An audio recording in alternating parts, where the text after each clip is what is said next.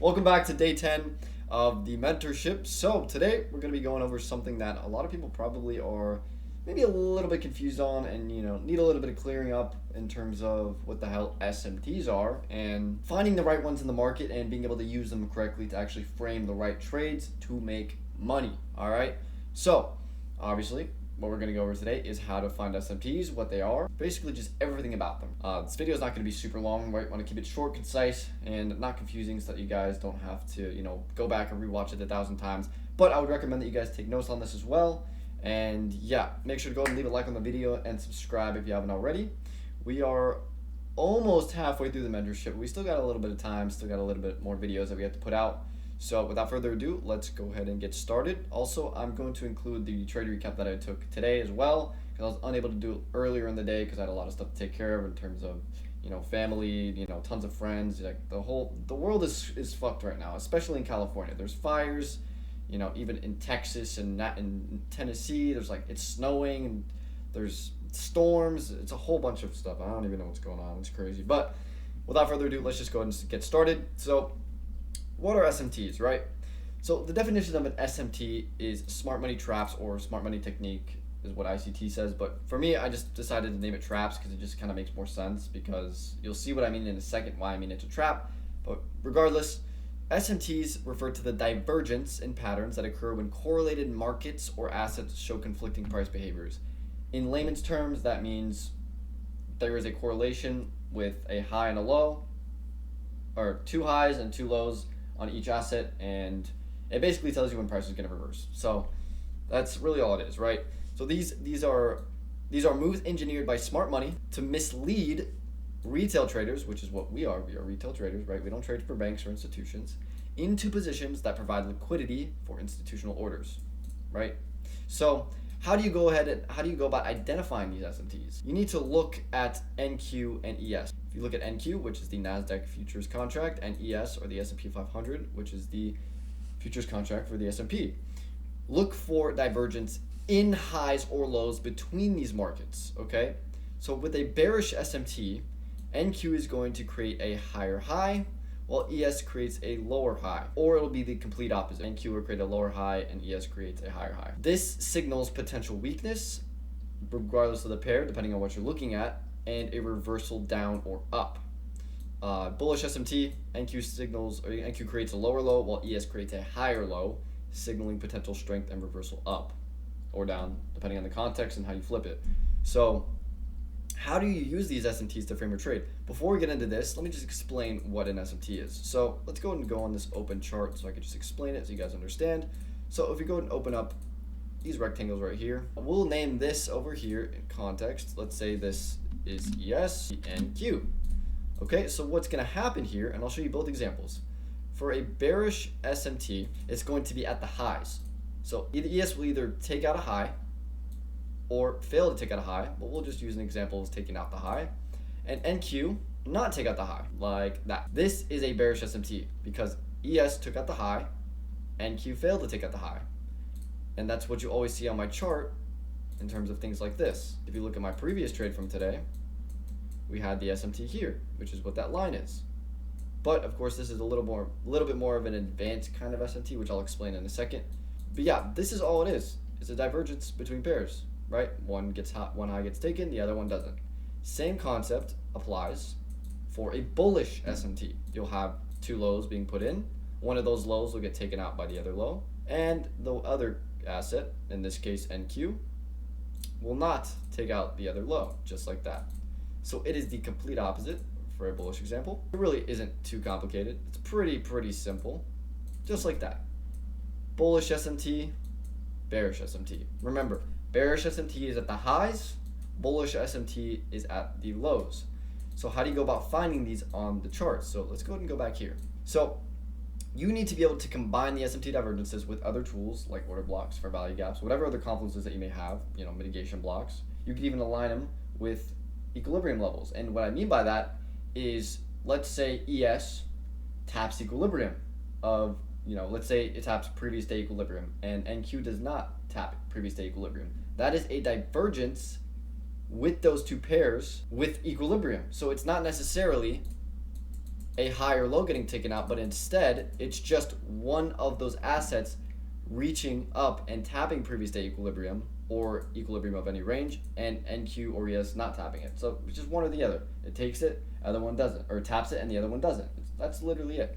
So if we come back over here, we have a bias confirmation, right? So you need to be able to use these SMTs to find that directional bias, whether it'll be bullish or bearish, okay?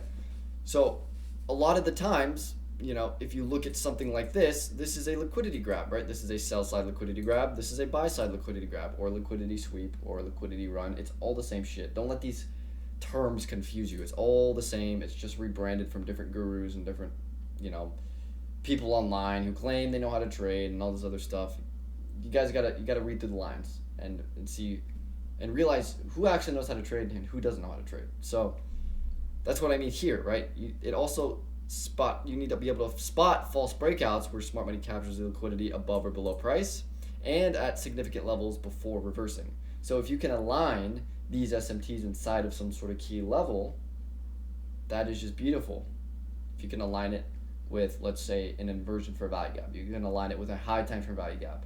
If you can align the high time frame value gap with an SMT at a premium, if you're looking to short, that's even better. Or if you can align all that with a break or two, that's even better. The more stack confidences you have, the better. But again, don't overcomplicate it. The more you trade and the more you understand how the market moves, the easier it's going to get. Experience is definitely useful in the markets, but you don't need to have immense amounts of experience to be a profitable trader. Right? At the end of the day, trading is fairly simple. You just have to follow a strict risk management plan and know what the hell you're doing, right? So let's go on the chart and I'll give you some examples as to what these SMTs look like. So if you go ahead and look at today's action, right? Let me just go ahead and turn this on so you can see the sessions. So let me drag this out just a little bit more. Okay, so here we are. You'll notice, okay, this high here gets swept out by this high gets swept out by this high. There is no SMT, no bearish SMT anywhere within the markets. You'll notice too, we did get an inversion here. The reason I didn't take this inversion, even though it played out, is because there was no SMT. And you need to be able to realize that not every trade that doesn't have an SMT is going to not play out. And you can't let that affect you. Because there's always going to be a draw on liquidity. There's always going to be another trade. And at least for me, if there's no SMT, I am not taking the trade. That's how I keep my win rate high and not take dumb trades. Because in the past, I've learned and lost a lot, and most of the times I've lost is because I didn't take a trade with an SMT. And I'd get stopped out, and then the SMT would happen, and then I would be like, oh shit. And I'd miss out on the next trade and red for the day. So just a lot of learning experiences and understanding what NQ and ES are actually doing and how correlated they actually are. You need to realize that ES and NQ are literally brothers or sisters, whatever you want to call them. You need to align them together to get the most high probability setups. So where is the next obvious SMT? Well, let's look. So right here, okay. Look, right here. So this was a setup I was thinking about taking, but unfortunately the 10 a.m. candle just went straight to hell and I didn't get a setup here. But if you look, you'll notice this high here at 957 on ES, look at that. We never took it, okay? And on NQ, it was taken. So after seeing this, also aligning it with what? This fair value gap, right? Taps up into it. Also, what else? We have this mitigation here. Boom. Super stack confluences. So basically all you're looking for is what I showed you up here. It's the same thing. High gets taken here on NQ. High does not get taken on ES. And then look, we have an inversion here, but of course I missed it because the candle just displaced way too heavily towards the draw liquidity. And at that point I was just, probably was going to end off the day at that point, but then a setup appeared here, which I took, which was beautiful. Didn't make as much as I should have made because of a mistake that I made, but that's okay. I can take responsibility and I hold myself accountable for my actions. Where's another SMT? Okay, we'll explain this one right here, which is the more, a little bit more of an advanced one, okay? So you can notice that this low right here on the 3-minute time frame was not taken. And you can see as well inside of this 3-minute gap, if you look on ES as well, that same exact low was taken by the same exact wick on ES. So that is a bullish SMT, which is why I ended up taking longs off of that 1-minute inversion, which you can see right here. 1-minute IFEG right here, displacement through it, after this huge candle that engulfed this down candle, and then I enter long and take profits at the high. Very, very, very, very simple. Why is this a little bit more advanced? Well, I'll explain that to you right now. If you look, most of the prominent and very high probability SMTs are very easily spotted swing highs. This on the 3-minute time frame and even on the 1-minute time frame is not a swing low. It's just a candle down that created a fair value gap. But if you look, you could see that we created a low, high, lower low, higher high. So this is a breaker block. And if you notice, this breaker block right here was tapped into. The midpoint of the breaker was hit. There was no SMT at this point because there's no long there. Why would you take a long off of this, right? You wait for the last final down leg move and the SMT is created. So the reason this SMT was more valid, and usually I wouldn't take this, but the reason that this SMT was valid is because we were reacting off this breaker with this SMT. So that's my key level, that breaker, with that SMT, okay? So that's why it's a little bit more advanced, but in reality, it's really not that complicated. It's just a breaker block aligned with that 3-minute SMT. We'll go back to the other example as well, the trade that I did miss because I was on the toilet taking a shit and I came back and price was already down here. So I was, obviously couldn't take it at that point. But if you look right here, this high at 957 was taken by the 1049 high, and the same exact candle wick at 957 was not taken. We created equal highs. Equal highs means that high was not taken and they're equal. So that is a valid bearish SMT. And then look what happens after that. We displace lower off this 2-minute inversion right here. Now, you might be asking, where's the key level though, Alex? Right here. This IFVG that got inversed here was retested off this. No setup here. Traded back lower to the end dog from Monday, Tuesday. And we trade back up to it and wick it immediately, right above the midpoint. That's my key level. That's what I'm looking for. If you didn't notice this, you could also use what? You could also use this order block, right? Boom. That's an order block right there. We tap the order block, we tap the IFVG, we have an SMT. This is an AA plus short. But of course I missed it, but it's okay. And that's the same principle applies to this, right? Our key level, SMT, we're in a discount, and an IFVG, still an A plus setup. And it's even more A plus because we have equal highs, right? And if you look again here as well, see, ES sweeps out the low, NQ fails to sweep out the low. Where's our key level? The end dog. It doesn't matter if it retested again, you could still come back and use the levels like multiple times. You might be asking, well, where's the end dog? Well, look over here. Scroll over. The end dog is right there on the daily. See? Right? We have Monday and then we have Tuesday. That is your end dog. And look at how we react off of it. Those are very strong levels of price. End dog and WOG. Very, very, very prominent levels in price. And that that was pretty much it for the rest of the day. We didn't really have any more setups. There was, I believe, there was another SMT here. Look. NQ failed to take the low because we created equal lows. And ES took it. See? You could even go to the NQ chart and see, okay, did we take it on NQ? No, we didn't. So that is a valid SMT. Sometimes MNQ will create equal lows and NQ won't, which will obviously be a valid SMT and will drive price higher. Now, let me give you an example of bad SMTs, okay? Let's go back to the day where I was looking at price and I was just looking at it. I'm like, all right, this is complete BS. So where was this? Right here. So if you align this wick, right, this 935 with ES, you can see that this isn't even a swing high. This is a swing high, but this is not a swing high. So this isn't even a valid SMT at all because it's in the middle of like 3 candles. It's not prominent at all. Yes, we are delivering from this gap. We are delivering from high, low, higher, high, boom. We are delivering from the breaker, but there's no SMT. Yes, the trade did end up playing out with this inversion, but I mean, if you enter here with your stop above here and then targeting, maybe this low down here, for one, it didn't even get hit, and 2, the RR is just terribly bad. It's just not a good trade to take. So what do? You wait for the prominent SMT, which was this right here. See, this high, took this high, exact same high, was not taken. Boom, SMT, and then look what happens right after the SMT. It's the trade I took on Wednesday. Inverses, boom, straight to draw liquidity. Not a single bullish candle, just straight down. So that's what I mean. You need to be able to find very prominent SMTs, and then those are the ones that play out. No bullshit small ones in here, things like that. because most of the time those aren't even going to play out and you might get stopped out, right? Now, one more fair value gap type of SMT that I want to talk about.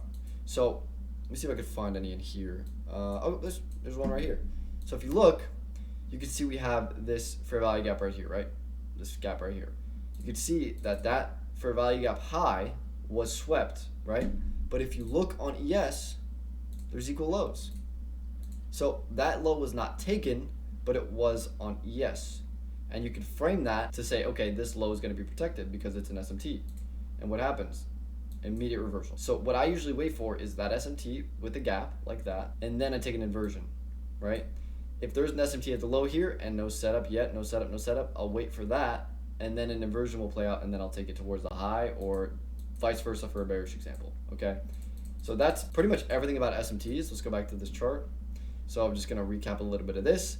Identifying reversals with SMT. So mark out significant highs or lows on ES or NQ. Just like I said, not little ones in between, not little tiny ones, significant levels, significant highs and lows, okay?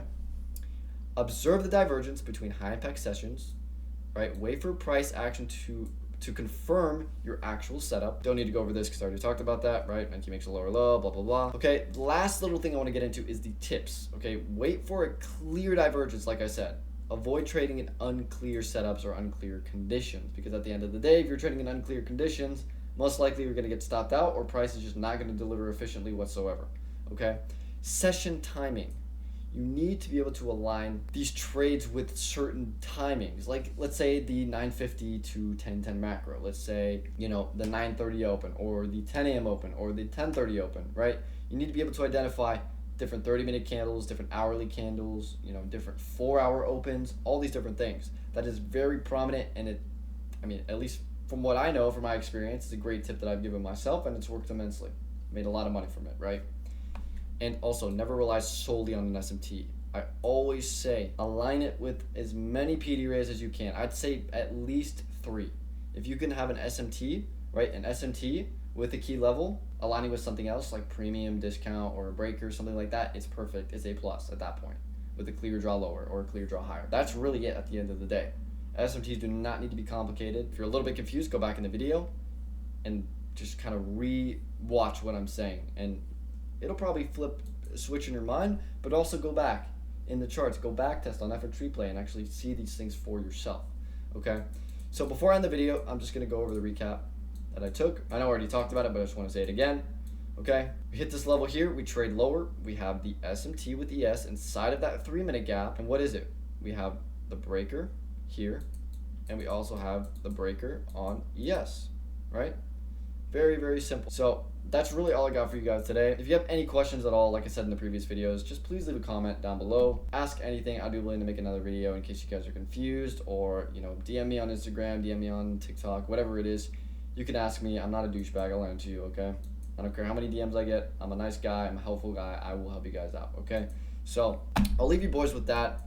And yeah, I hope y'all had a great trading day. There were so many setups today. If you guys should have definitely got a setup today. At least one. I was very tempted to take this long here too, but I had to follow my plan. 1 trade a day, regardless of how much I made. I can't let the profit get to my head. Don't focus on the money. Focus on the skill. Focus on the setup. You will see success. I promise. All right, boys. I'll leave you guys with that, and I hope you guys have a great weekend, and I will see you guys on Monday. Peace.